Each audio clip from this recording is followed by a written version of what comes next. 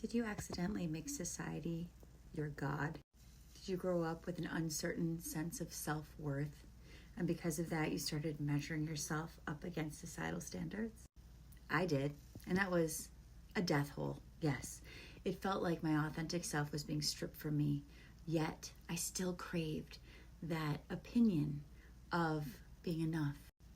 This is a trap so many of us go through, especially if we come from a toxic family, because we were never taught our worth was who we are, regardless of where we stand, just being you. It was a deep dive for me, many, many years of stripping away all the ideals I had to become to get back to the reals. This is the pattern, this is the path.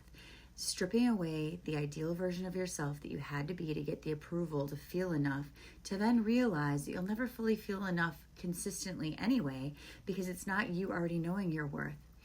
You start to really feel and anchor your worth when you say, I'm me regardless of that standard. Living according to your own rules and your own ways is so powerful. I have a young client that I just got off a call with who is struggling to listen to her inner child because she's so addicted to the opinions of others. And she told me her inner child asked her to go to nature and she just wants to be alone and not around people. And she doesn't understand that or trust that. I said, darling, of course she wants to be in nature, not around other people, because you abandon her for the opinions of others all the time. She said, yes, that's exactly right. I said, so instead of getting your opinions and punishing your inner child for trying to gain her wisdom from nature, go gain her wisdom from nature so you can anchor stronger, and then the opinions won't be your God. When we make society our God, which is also opinions, because most people's opinions are based on societal ideals, then we get further and further away from our authentic truth. It's about having dominion over your inner self so that when you're around opinions, you don't get swayed.